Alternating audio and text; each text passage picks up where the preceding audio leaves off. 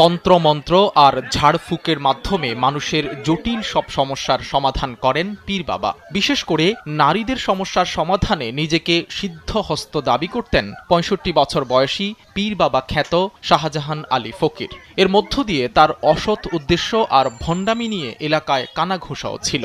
সম্প্রতি সেই কৌশলে এক গৃহবধূকে ধর্ষণ করেন তিনি। অন্য অনেকের মতো পীর বাবা শাহজাহান আলী ফকিরকে বিশ্বাস করে স্ত্রীকে নিয়ে তার কাছে গিয়েছিলেন দিনমজুর মোহাম্মদ রাজু। পীর বাবাকে দাদু বলে সম্বোধন করতেন তিনি। সেখানে পৌঁছার পর রাজুর স্ত্রীকে থেকে যেতে বলেন পীর বাবা। সরল মনে স্ত্রীকে রেখে চলে আসেন রাজু।